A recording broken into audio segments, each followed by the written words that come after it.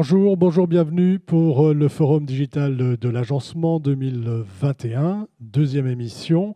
Vous êtes sur Batijournal TV et avec mes nombreux invités, nous allons parler des tendances 2022. On voit qu'il y a des accélérations, mais enfin tout ça, vous allez nous en parler. On va commencer par les présentations. Johan Cheralier, bonjour. Bonjour Stéphane. Vous êtes responsable vente nationale chez Réo et je vais vous demander en quelques mots de nous présenter Réo. Alors Réo est un transformateur de polymères qui propose une gamme de bandes de champ la plus large sur le marché, mais aussi des panneaux décoratifs à destination des menuisiers, des agenceurs et une gamme aussi de volets roulants. À côté de vous, Éric Jacquard, bonjour. Bonjour Stéphane. Vous êtes à la direction générale de LMC et pareil LMC. Alors LMC est distributeur de composants et fabricant de solutions sur mesure pour les professionnels de l'ameublement et de l'agencement d'intérieur. À côté de vous, Ludovic Solaire, bonjour. Bonjour Stéphane. Vous êtes responsable développement affaires pour Vavin Technologies. Vavin Technologies Vavin Technologies, une société canadienne qui est un éditeur de logiciels destiné aux agenceurs d'intérieur, aux vendeurs de cuisine, qui permet de représenter en 3D les intérieurs qu'on souhaite vendre. En face de vous, Olivier Lecourt, Grand Maison, bonjour. Bonjour Stéphane. Vous êtes directeur commercial chez Corian. Oui, Corian est un fabricant de panneaux décoratifs en solide surface à destination des menuisiers et agenceurs. Et l'objectif est de laisser libre cours à l'imagination des architectes avec nos esthétiques. Avec votre produit, donc. À côté de vous, Sophie Bénard, bonjour. Bonjour. Vous êtes directrice artistique chez Sotexpro. C'est ça. Sotexpro. Sotexpro est une entreprise de fabrication de tissus d'ameublement M1, non-feu, spécialisée en jacquard et en impression numérique. Et à côté de vous, Yann Colfo, bonjour. Bonjour Stéphane. Yann, vous êtes responsable prescription chez Federer. Oui, tout à fait. Donc Flyderer est un fabricant. Flyderer, excusez-moi. Flyderer est un fabricant de panneaux mélaminés, stratifiés et compacts pour le mobilier, l'agencement intérieur et extérieur, donc pour les menuisiers et les agenceurs. Alors, on va parler tendances et on va commencer, on va s'interroger pour savoir comment on fait des tendances. Sophie, vous avez la parole. C'est à moi. Donc, on ne fait pas les tendances, en fait, on les suit, on les analyse, on les observe. Et les tendances, c'est des choses qui sont des courants de fond de la société, en fait, qui sont anecdotiques au départ, mais qui peuvent devenir des courants de fond. Et mon travail, c'est de les observer, de voir ce qui justement reste un courant de fond plutôt qu'une anecdote. Et donc, mon travail, c'est d'être curieux et de regarder ce qui se passe. Alors, j'ai envie de vous demander, qu'est-ce que vous observez ? Alors, ce que j'observe, c'est à tous les niveaux.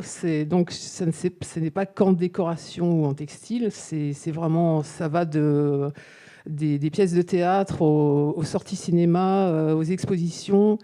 Les tendances, elles sont partout, elles démarrent partout en fait. Mais là, en l'occurrence, mon travail, c'est plutôt dans les salons. Donc, j'ai pris l'exemple des salons Maison et Objets, Paris Déco-Off et I'm Textile, où je me promène d'habitude régulièrement.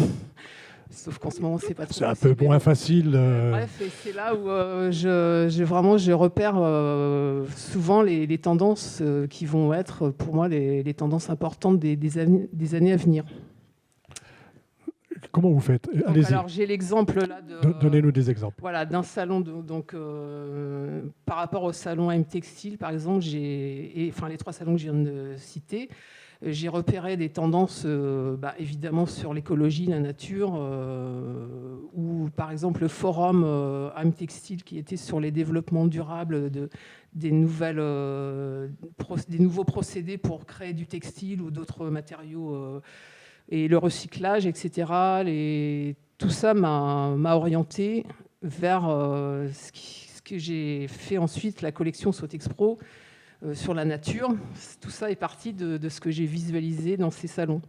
Donc c'est pas seulement du textile, c'est aussi du mobilier, de la vaisselle, de tout ce qui me tombait un peu sous les yeux, où j'ai fini par créer un peu des panneaux d'ambiance, par coloris. Et ça, c'était le prémisse de la collection. Ensuite, c'est là-dessus que je m'appuie pour faire mes créations ensuite. D'accord, donc on va dire vous observez, hein, puis ensuite, une fois que vous avez observé, vous dites, tiens, là, il y a peut-être quelque chose, et c'est votre processus de création, on va dire, part comme ça. Il démarre comme ça. Il démarre comme ça. Tout à fait. Donc, j'ai bien compris que ce n'était pas vous qui faisiez les tendances, hein, Oui. mais qu'elles se font, on va dire, naturellement, toutes seules.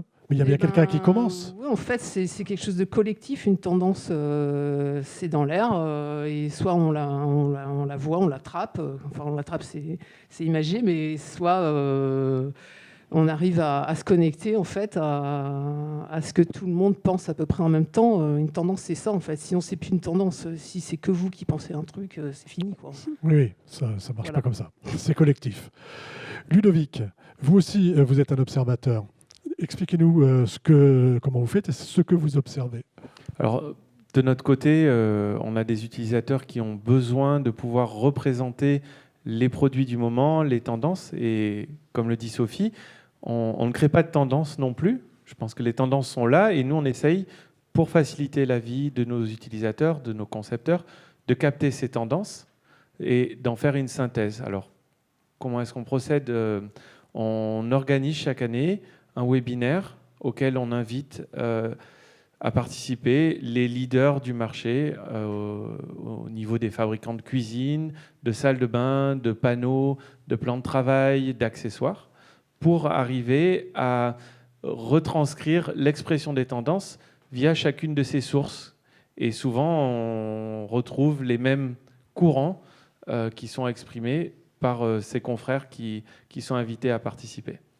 Donc là, c'est d'abord du recueil, on va dire, du sentiment de vos confrères, on va dire. Exactement. On recueille ce que eux ont capté, donc des homologues de Sophie qui vont sur les salons, qui analysent, qui regardent ce qui est en train de se faire et qui ensuite le partagent avec nos utilisateurs via ces plateformes que l'on met en place pour eux chaque année. Voilà. Et vous voyez aussi ce qui se passe par rapport à vos logiciels, à ce qu'on vous demande en fait, hein, comment les gens travaillent avec vos logiciels. Exactement. On en est arrivé là parce que souvent nos utilisateurs, notre base utilisateur, nous a dit il y a 4, 5, 6 ans, c'est bien vos escaliers, vos façades, vos poignées, mais c'est un peu vieillot, on dirait que ça sort d'une autre époque. Et là, on s'est un petit peu secoué en disant alors on va aller chercher les tendances pour les représenter, pour que nos logiciels permettent vraiment de refléter ce qui est en train de se faire sur le marché aujourd'hui et en 2022. Voilà. Donc comme ça vous permet de définir ces tendances. Et ce qu'on va voir là, tous ensemble, c'est un peu parce que vous avez ce que vous ressentez, hein, ce que vous avez tiré comme tendance. Exact. On a terminé sur ces tendances. Vous avez quelque chose à ajouter ? Pour l'instant, c'est bon. Sophie ? Alors, on va partir sur les tendances. Première d'entre elles, si j'ai bien compris, on va parler d'espace et on va parler d'espace et de transparence. Éric Jacquard. Alors, nous, ce qu'on remarque dans les solutions qui nous sont commandées ou dans les produits aussi qui nous sont demandés par les bureaux d'études et par les clients derrière, c'est qu'il y a un besoin de séparer les pièces en apportant de la luminosité, en apportant de la lumière. Et donc, on va séparer énormément. On a énormément de demandes aujourd'hui pour de la cloison verrière, donc un petit peu esprit industriel, ou de la porte complètement transparente. On peut retrouver de la porte coulissante transparente, alors qu'auparavant on était plutôt sur de la porte pleine. On va revenir aussi sur des portes battantes transparentes. Partout, sur les quincailleries qu'on va nous demander, on va venir nous demander à ce qu'elles soient utilisées pour du verre. Et on va aussi retrouver ce besoin de transparence et ce besoin de luminosité sur les façades, par exemple, ou notamment ce qu'on appelle nous des façades cadre aluminium, sur lesquelles on va venir mettre un verre, et on va retrouver derrière le dressing, on va retrouver une armoire à vaisselle, enfin on peut tout retrouver derrière. Donc il y a un besoin et une demande de transparence sur le meuble et sur la séparation de pièces. L'idée, c'est de laisser passer la lumière, c'est de voir ce qui se passe de l'autre côté. On ne se cache plus ? Non, on ne se cache plus. Les espaces sont les espaces sont ouverts, mais on a aussi besoin un petit peu de les séparer, on va dire. Et cette ouverture se fera par la cloison lumineuse. Bon, après, il y a aussi une tendance de fond que l'on remarque souvent. C'est cette tendance industrielle, mais qui est en fait avec un contour. On va retrouver un contour noir un petit peu sur nos séparations de pièces, et au milieu, on aura la séparation. Enfin, on aura la paroi en verre. Donc ce besoin, en fait, on avait des trop grands espaces, finalement, on les ferme un petit peu. C'est ça l'idée? Je sais pas si on avait des trop grands espaces. Non, enfin, pour certains. C'est-à-dire qu'on laissait des espaces ouverts, on va dire. Oui. Et aujourd'hui, on veut garder cette ouverture, mais en même temps, on veut fermer un petit peu avec de la cloison transparente. C'est ça l'idée? Oui, il y a un peu de ça. Alors, c'est pas que des trop grands espaces. Il y a eu le besoin, alors par la période que l'on a connue le Covid, de séparer éventuellement l'espace de travail, le bureau, avec l'espace cuisine, et ça peut se faire avec une paroi simple, mais qui doit laisser aussi passer la lumière, parce que si on fait tous des petits espaces, on vient dans un espace qui est trop sombre et où on vit toute la journée, ça peut être un peu compliqué. Voilà, besoin d'espace, enfin besoin de lumière, besoin d'espace séparé, c'est un peu ça qui... Exactement. On a fini sur la transparence. Oui. Alors, cette tendance en accompagne une autre, et c'est la couleur noire. Vous avez la parole, Johan. Oui, tout à fait. C'est vrai qu'on l'a vu en fait que l'agencement intérieur influence grandement les tendances. L'idée très clairement, c'est de faire rentrer la lumière. Et donc nous, pour renforcer, pour faire ressortir cette lumière, on mise beaucoup sur le noir. Alors ça peut paraître un peu paradoxal. Oui, c'est assez paradoxal parce que d'un côté, j'ai envie de faire entrer de la lumière et puis je vais aller mettre des parois noires ou du noir. Est-ce que c'est quoi la logique? Alors en fait, nous ce qu'on s'est rendu compte, c'est que le contraste qui est apporté en fait par la couleur noire fait vraiment ressortir la présence de la lumière. Et donc du coup, on va avoir une dimension un peu magique qui est donnée dans les pièces. On va avoir plus de sophistication, un peu le côté chic, hein, très clairement. Faut faire attention à ne pas rentrer dans le total look, parce que là, pour le coup, on risquerait d'étouffer la pièce. Même si total look, hein, c'est du noir partout. C'est ça. Donc là, on le voit, il y a beaucoup de noir aussi dans les présentations, mais on essaie de rajouter quelques touches de couleur claire, on essaie de travailler aussi avec les finitions, on va travailler avec les accessoires aussi, beaucoup, les textiles hein, de Sophie. Après, ce qu'on essaie de faire, c'est de rompre le côté monotone du noir et de faire ressortir les éléments, que ce soit les éléments de cuisine ou autres. Il y a un côté très très important par contre avec lequel il ne faut pas jouer sur le noir, c'est l'aspect brillant. L'aspect, excusez-moi. Brillant. Brillant. Oui, c'est-à-dire pas de noir brillant, il faut que ce soit mat. Absolument. Voilà. Il faut vraiment éviter tout ce qui est surface réfléchissante, d'avoir trop de réflexion. Il faut vraiment utiliser de la surface mat.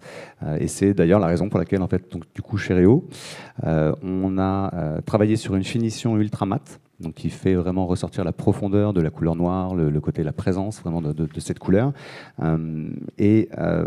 Cette texture qu'on a choisie, on a essayé en fait de rendre une texture un peu soft, un toucher vraiment velouté, qu'on ait une sensation un peu sensuelle sur le matériau.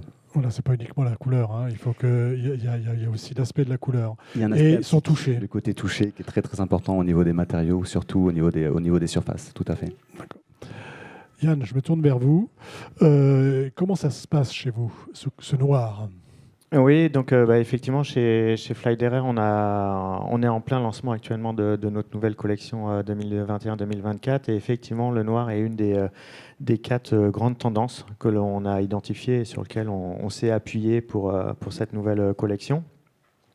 Ce qui est intéressant avec le noir, c'est que ça peut à la fois symboliser de l'élégance, ça peut symboliser de l'authenticité ou aussi une certaine forme de modernité. Je dirais c'est une question de dosage et d'association avec d'autres décors. Pour un style élégant, classique, on va par exemple le coordonner avec des décors neutres comme des beiges, des blancs cassés ou des niveaux de gris. Pour un côté intérieur plus design, on va plutôt le coordonner avec des teintes plus pastel, comme des roses pastel qu'on vient de lancer. Pour le côté authenticité, comme a pu en parler tout à l'heure Eric, on va souvent l'associer à des décors plus matériaux bruts avec des aspects béton ciré, des aspects terrazzo, des aspects acier. Et enfin, on a comme Johan a pu en parler de chez Réo, on a ressenti au niveau du noir une certaine forme ça représentait de la liberté pour les utilisateurs, parce qu'il faut savoir que le noir jusqu'à maintenant était quasiment un coloris interdit. C'était un coloris très difficile d'emploi, qui était fragile aux micro-rayures. Et grâce aux innovations technologiques, donc les nouvelles finitions de surface mat anti-trace qui ont été développées, on peut maintenant l'utiliser comme n'importe quel autre coloris. Et on sent derrière ça l'envie de l'utilisateur d'utiliser une couleur qui était interdite jusqu'à maintenant. Il y a un engouement pour Oui, le noir. il y a clairement un engouement, et à tel point qu'on a développé les finitions mat anti-trace sur tous nos supports. Donc les utilisateurs peuvent l'avoir sur des panneaux agglomérés laqués, où l'agenceur a juste à usiner et venir plaquer des champs de coordonnées de chez Réo. Ça peut être en usage intensif, en stratifié, pour des plans de travail de cuisine, pour des tables de réunion, ça peut être pour des tables dans des restaurants.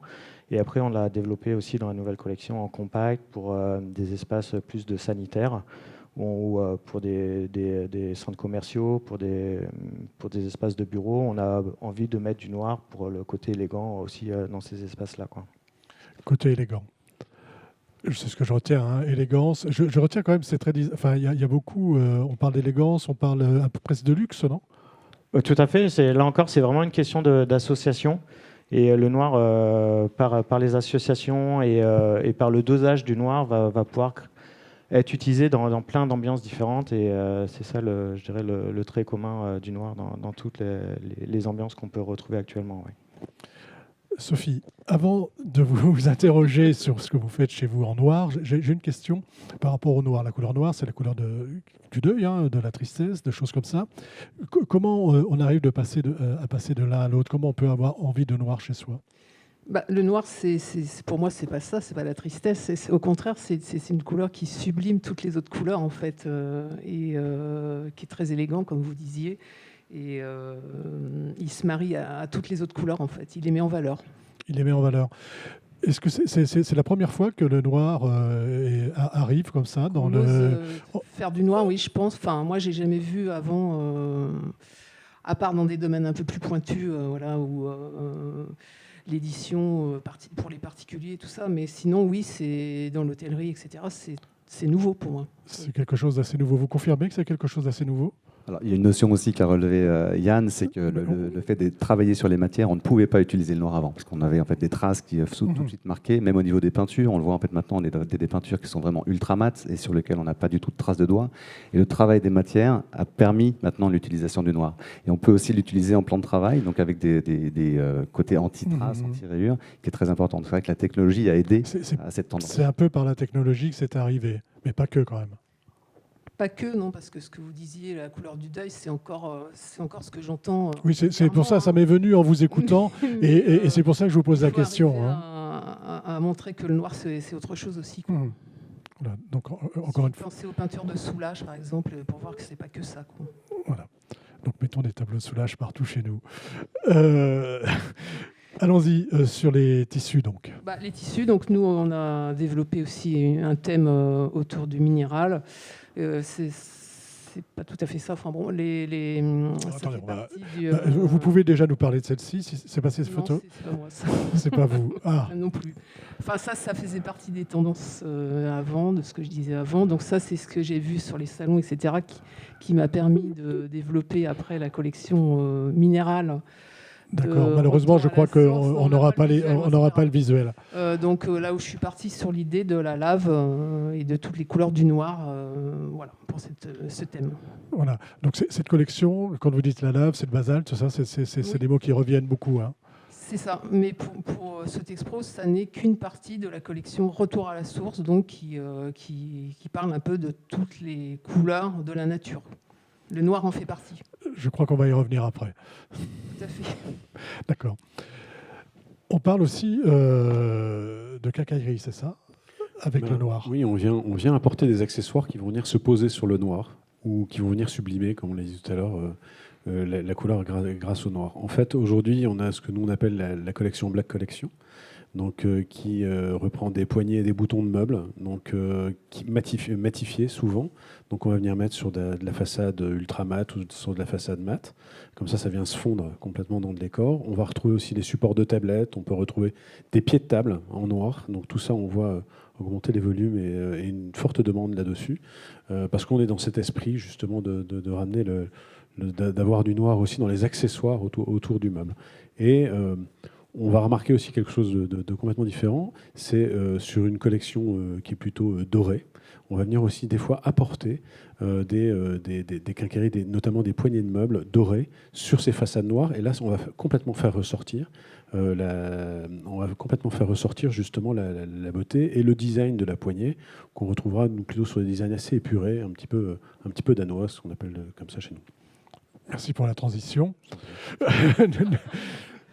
Et parce qu'on ne parle pas, on parle de noir, hein, mais on va voir qu'il n'y a pas que le noir, ou en tout cas on peut le faire varier, enfin jouer avec d'autres couleurs, d'autres aspects. On va parler avec vous, Yann, de style scandinave. De quoi s'agit-il? Oui, effectivement, donc le style scandinave est... Ça, c'est une troisième tendance hein, qu'on voilà, remarque, que vous avez remarqué. qui était déjà présente, mais qui s'est amplifiée, je dirais, avec le confinement.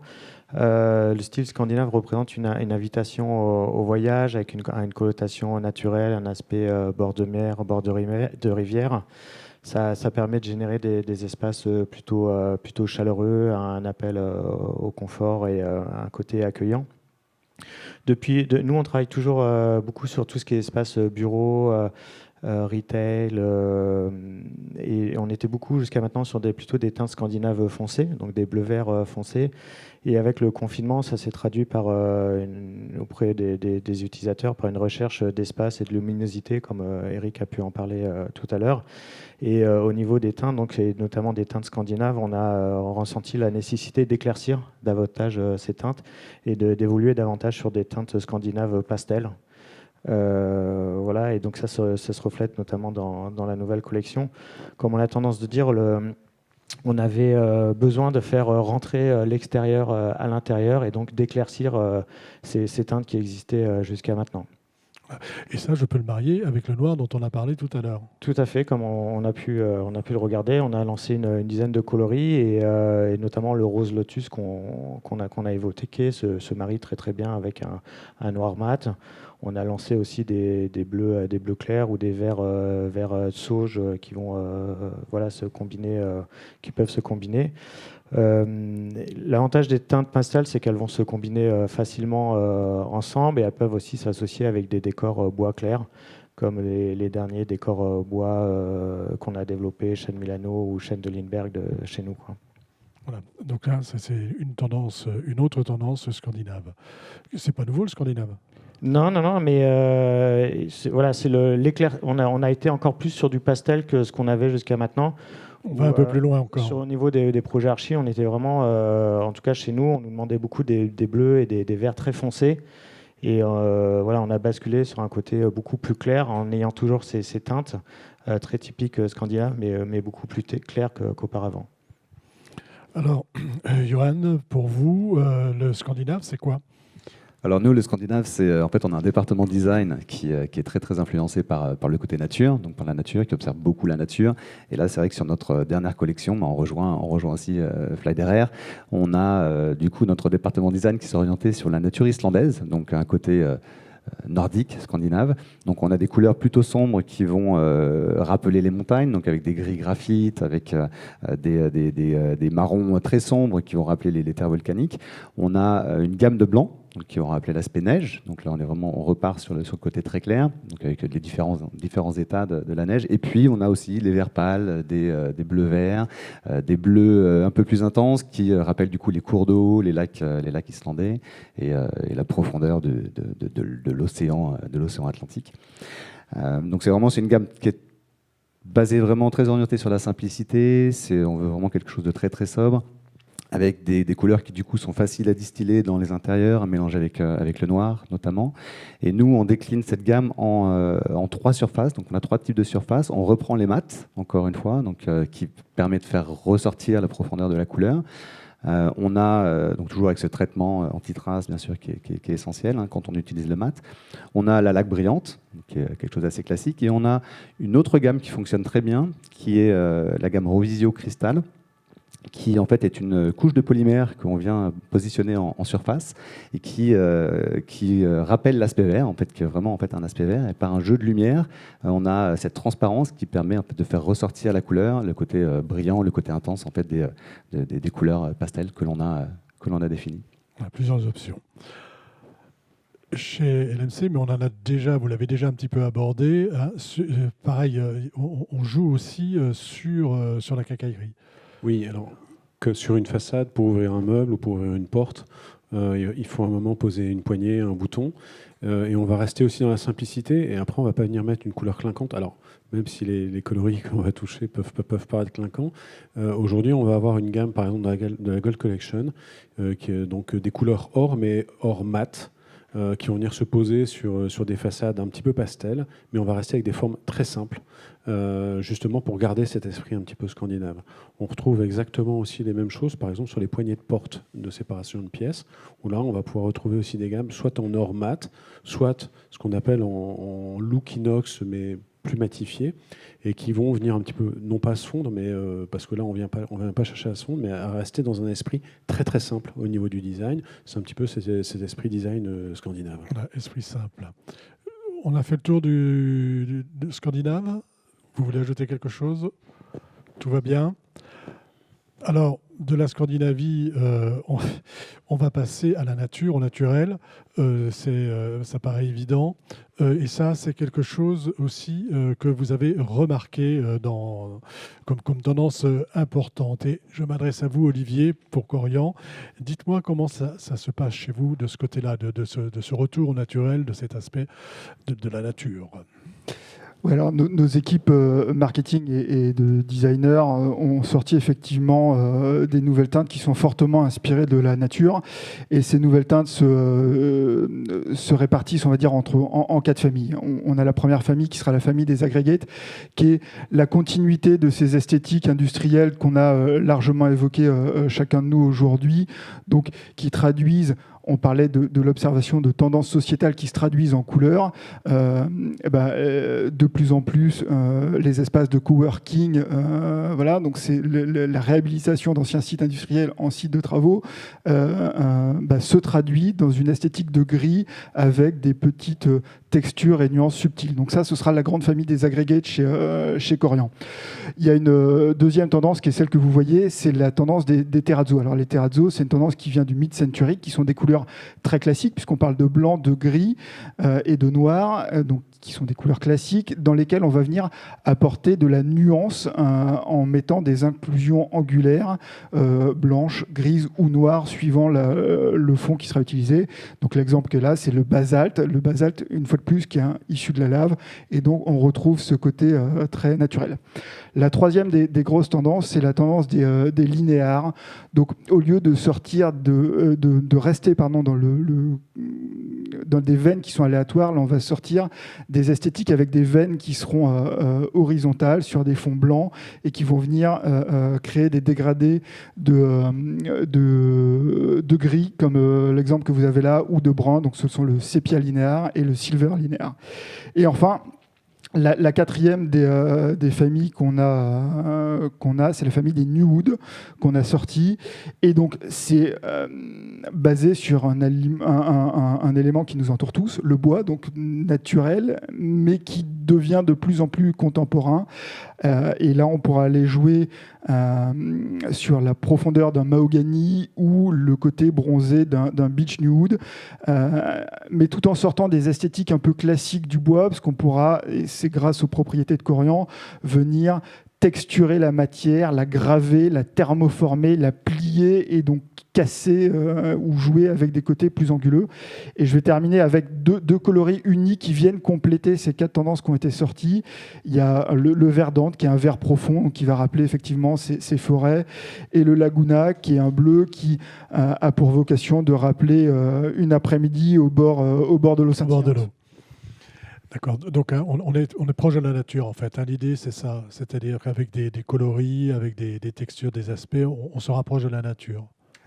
Complètement, et ça se voit aussi, une fois de plus, quand on disait que ce sont des tendances sociétales qui se traduisent en esthétique. Si vous parlez aux nouvelles générations aujourd'hui, il n'y a plus la volonté de travailler dans un bureau fixe, et on a vu tous des pubs où les jeunes travaillaient avec un PC au bord d'une piscine. Voilà, il y a ce côté ouverture, être plus impliqué avec la nature, et voilà. Et ce sont ces tendances sociétales qui essayent d'être traduites en couleurs.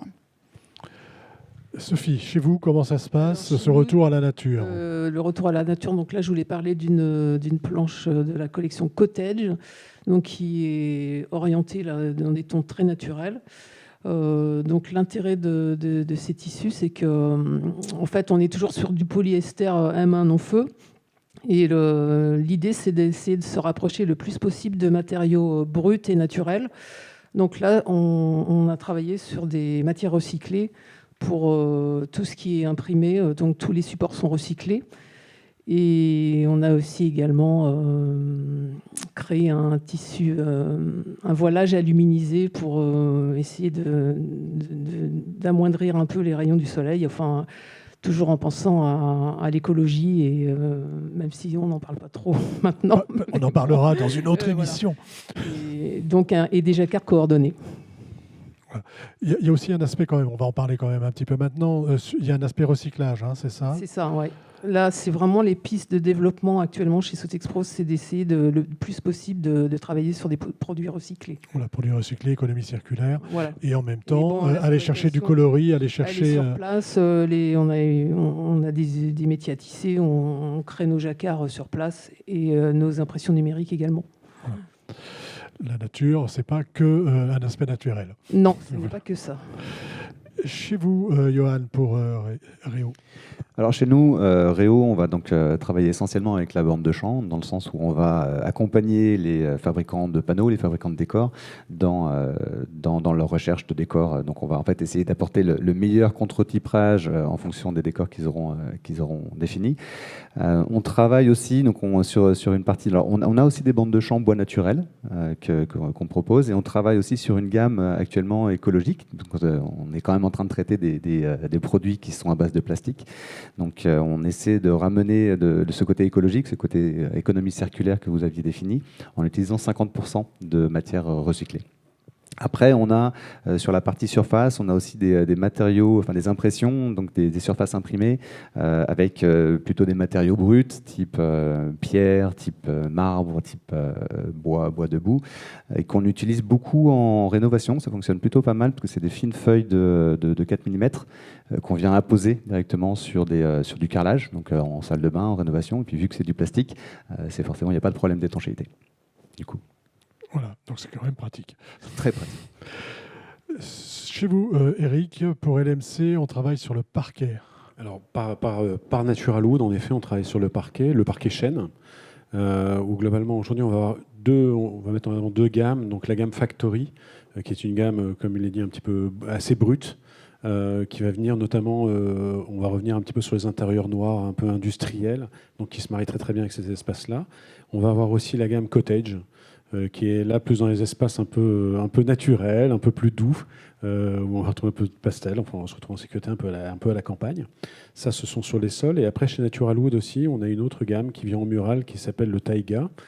Donc c'est un panneau mural végétal, c'est du lichen en fait stabilisé, et ça vient se mettre par touche. Donc on le fabrique sur mesure et ça vient se mettre par touche sur un mur, bien souvent avec du bois brut autour. Et l'idée, c'est d'apporter un petit peu de fraîcheur, un petit peu de verdure dans la décoration intérieure, dans l'aménagement intérieur. Est-ce qu'on a fait le tour sur la nature ? Alors, il nous reste un petit peu de temps, c'est parfait. Et je vais vous demander à chacun, avant de vous donner la parole ensuite, Ludovic, pour fermer cette émission, on va dire, je vais vous donner la parole à chacun. Je ne sais pas qui veut la prendre. Moi, j'aimerais savoir s'il y a d'autres tendances que déjà vous pressentez. Sophie. Vous me regardez. Oui, moi, je pense que là, avec le confinement, la pandémie, tout ça, je pense qu'il va y avoir un contre-coup de choses très visuelles, d'écran dessin, de la couleur. Enfin, moi, je ressens ça. Hein. Après, peut-être que je me trompe. Je pense aux années 70, quand il y avait aussi cette grande énergie et tout le monde avait envie de rigoler et de s'amuser. Je pense qu'on va aller vers ça aussi à contre-coup de ce qui se passe actuellement. Mais bon, je ne dis pas que c'est dans les 6 prochains mois, hein, mais je pense que c'est une tendance de fond. C'est une tendance de fond qui va arriver. Un peu comme le noir, ce qu'on a vu tout à l'heure avec le noir. Hein. Est-ce que quelqu'un d'autre veut s'exprimer sur faire un petit peu de prospective sur les prochaines tendances ? Alors allez-y. Je peux partager quelque chose Allez-y. effectivement qui ressort de mon travail de recensement de tendances que j'ai trouvé intéressant, sans pour autant dire voilà ce qui va se passer en 2022-2023. Mais j'ai retrouvé des fabricants qui s'étaient vraiment focalisés sur l'esprit de quartiers connus, de quartiers de Brighton, de quartiers de New York. On retrouve certains modèles, par exemple, qui m'ont questionné par leur nom, qui s'appelait un modèle qui peut s'appeler Nolita. Alors je me demandais qu'est-ce que c'est. C'est North of Little Italy à Manhattan. Ok, très intéressant. Et donc des directeurs artistiques comme Sophie ont flâné dans le quartier pour essayer d'extraire l'essence de certains quartiers populaires dans le monde, connus de tous, plus ou moins, et pour là-dessus ressortir un coloris, une tendance vraiment spécifique qui viennent amener un endroit où on ne peut plus aller en ce moment, chez nous. Voilà. D'accord, on amène par le décor, hein, par le fait qu'on puisse plus bouger et aller dans... Rappelez-moi le nom du quartier. Nolita, North of Little Italy. D'accord. Est-ce que quelqu'un veut encore s'exprimer sur cet aspect prospective, tendance Eric? Non, enfin moi je rejoins un petit peu l'esprit de revenir un petit peu sur soi, enfin même s'il y a un besoin peut-être d'extravagance sur. Vous pensez qu'on va pas avoir envie de sortir? Si, mais si on a tous envie de sortir aujourd'hui, ça c'est clair. Mais dans la tendance aussi, il y a eu un besoin fort aujourd'hui. On a une activité qui est relativement forte, et justement parce qu'il y a un besoin d'aménager son espace, de se sentir bien chez soi, quand on revient chez soi, justement de se sentir très très bien, de retrouver peut-être des éléments un petit peu rassurants. Et ça, on les retrouve dans les éléments de la décoration, on les retrouve aussi dans l'accessoirisation. Olivier, peut-être sur cette question. Alors moi, il faut que je vous fasse un teasing, il faut que je vous en dise sans trop vous en dire, parce qu'on aura un nouveau lancement qui va arriver encore en fin d'année. Donc, nous, ce qu'on va retrouver, c'est l'idée de mouvement. Alors, pas forcément de gros contrastes ou de couleurs très vives, mais d'avoir cette idée de fluidité, de mouvement et de texture qui va être encore accentuée dans le design. Mais je vous donne rendez-vous plutôt en fin d'année pour vous en dire plus. Voilà. Et au niveau si vous voyez des choses déjà poindre dans les demandes qu'on fait. Après, au niveau des nouvelles collections, nous, on a beaucoup mis l'accent aussi sur tout ce qui était fine art, le côté un peu artisanal qu'on a ressenti actuellement. Après, ce que je serais tenté de dire, c'est qu'on a aussi renforcé nos capacités en impression numérique. Et là, d'une certaine manière, c'est de donner la possibilité aux créateurs, aux designers, de venir avec eux ce qu'ils ont en tête et de venir avec leur visuel directement et de créer directement au niveau des visuels et des graphiques ce qu'ils ont envie et peut-être aller plus loin que ce que nous, on a pu sentir au moment où on a créé notre collection. Et ça, c'est, je pense, aussi le next step avec la possibilité de donner nos outils de production entre guillemets aux créateurs et qu'ils les utilisent eux-mêmes pour faire les tendances qu'ils souhaitent. Voilà, pour faire leur propre tendance. Faire leur propre tendance, exactement, oui. Johan. Alors nous, je pense que la lumière de toute façon restera toujours présente dans les intérieurs. Je pense que nous, de notre côté, on voit surtout l'évolution au niveau des structures et comme Corian le disait, le fait d'avoir, quand on rentre chez soi, d'avoir vraiment aussi un aspect de pouvoir toucher les choses. Le côté haptique rentre de plus en plus aussi de pouvoir toucher les structures, que ce soit les peintures, que ce soit les surfaces. Et donc on travaille beaucoup en fait aussi sur cette partie texturée des matériaux. Après, au niveau des couleurs, je pense qu'on va avoir besoin effectivement de couleurs que le noir pourra appuyer, puisque encore une fois, comme le disait Sophie, le noir permet de mettre en avant et de faire ressortir les couleurs peut-être un peu plus flashy ou au contraire plus pastel qu'on a pu déjà développer. Alors, Ludovic, on va terminer avec vous. Et l'idée, c'est que déjà, je vais vous demander de réagir sur ce que vous venez d'entendre pendant cette petite table ronde. Et puis ensuite, vous nous direz quels outils vous mettez en place pour définir, pour voir ces tendances. Quelle réaction ? Alors, l'envie d'inviter Olivier au prochain webinaire pour les tendances, histoire d'en savoir plus sur cette histoire de mouvement. Mais... Avec plaisir. Mais effectivement, aussi beaucoup d'admiration pour la manière dont vous mettez en place ces tendances, vous les captez, vous savez les retranscrire. De notre côté, on ne fait que recenser. Et voilà, j'ai une profonde admiration pour cette capacité de l'expliquer, de le mettre en valeur. Par rapport à ce que moi je retiens de ce qui a été dit ici, de ce que je vois sur les salons, dans mon travail au quotidien avec à peu près 200-250 fabricants dans l'industrie du meuble et de l'agencement. Effectivement, on retrouve le noir, peut-être ponctué de touches cuivrées, dorées, qui agit comme soulignement, trait d'union, mise en valeur entre le pastel et d'autres notes. Et effectivement, ce que je vois qui a vraiment été mis en œuvre au courant des dernières années, c'est cette innovation qui permet justement une liberté dans l'application de différentes couleurs ou de certaines couleurs à différents éléments. Par exemple, pour aller dans le sens d'Eric, j'ai certains fabricants qui m'ont demandé de modéliser maintenant des charnières noires parce qu'elles sont placées derrière des meubles hauts avec vitrine et on n'a plus envie de voir de la charnière inox. Et ça va jusque-là, un petit peu plus de soucis de détail. Maintenant, pour vraiment faire un état des lieux, on sort tous quand même d'une période assez traumatisante, qui a été difficile pour nous à vivre, mais qui a montré aussi la capacité que nous avons, cette capacité de résilience. Et effectivement, tous les agenceurs, les concepteurs de cuisine avec lesquels on travaille, avec ce désir de créativité, eh bien, on passait du temps à réfléchir et puisqu'on n'a pas pu aller forcément dans la nature, on a fait venir la nature à nous. Puisqu'on s'est retrouvé enfermé dans des appartements, dans des maisons ou dans des espaces plus confinés, on a fait rentrer la lumière. On n'a pas pu aller à Nolita, on amène Nolita chez nous. Et ma femme n'est pas jalouse. Donc, on fait venir à nous ce vers quoi on ne peut plus aller. Et c'est ce que je retrouve comme résumé global de la nature, parce qu'effectivement, on retrouve de la nature, de l'écologie, aussi peut-être le temps pour plus réfléchir, puisqu'on ne peut plus voyager, et essayer d'implémenter des procédés plus respectueux de l'environnement qui permettent d'aboutir sur de nouvelles matières. Donc, de la transparence, de l'ouverture, et la nature qui vient à nous. Sur les outils, qu'est-ce que vous mettez en place ? Alors, sur les outils, on met en place vraiment un travail proche avec les fabricants pour récupérer ces textures. Quand des confrères de Sophie nous font passer les moodboards, leurs planches, eh bien, on essaye de les modéliser au plus proche.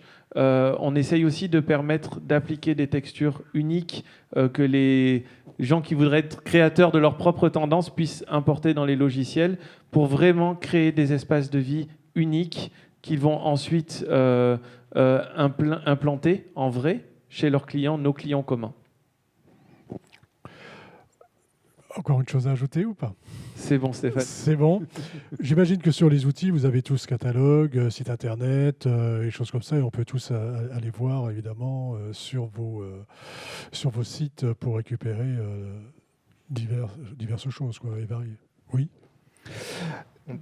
Au-delà de ça, je pense que c'est ce que Johan disait aussi, il y a besoin de toucher les éléments. Donc un point qui est important, c'est il ne faut pas que les menuisiers, les agenceurs qui nous écoutent hésitent à nous contacter et à nous demander des échantillons pour vraiment jouer, tester et s'approprier la matière, puisque c'est finalement eux qui la mettent en musique. Ce sera le mot de la fin.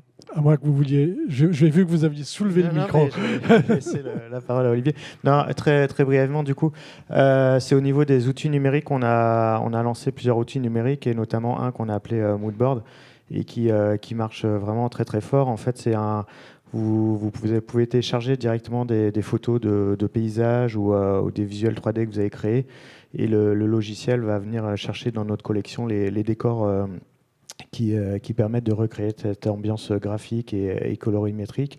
Et c'est vrai que c'est une aide à la création qui marche extrêmement bien actuellement. Ouais. Et juste, on a aussi Il nous reste encore un une minute. outil numérique qui vient du coup en complément de ce que vient de dire Yann, puisque du coup, une fois qu'on a trouvé son décor avec cette application de FlyDRR, on a la possibilité d'aller sur le site de Réo, d'aller en fait aussi sur un portail qui permet de définir la bande de champ à associer avec le décor qui aura été choisi. Et même chose chez LMC. Alors, chez LMC, on a plusieurs catalogues qui sont sortis, qui étaient Gold et Black Collection, j'en ai parlé tout à l'heure, qu'on retrouve aussi sur nos sites internet. Et ça fait quelques mois qu'on attend la fin justement ou la réouverture des portes, parce qu'on a ouvert sur Lyon un espace d'inspiration, un appartement dans lequel on peut voyager, s'inspirer, trouver des idées, et puis après revenir sur Module pour regarder les matières, les finitions, les différents poignées et boutons. Et Sophie, chez vous, comment ça se passe ? Chez Sotexpro, nous avons un outil aussi qui est la Tissu Tech, où là, nous pouvons trouver toutes les références possibles et imaginables qui ont été créées chez Sotexpro. Donc classées par thème, par dessin, par matière, voilà, qui est ouvert à tous. Merci. Merci à vous d'être venus jusque-là pour nous parler des tendances 2022. Merci. C'est donc une émission à retrouver sur notre site internet Batijournal TV, à retrouver également sur le forum digital de l'agencement. Merci.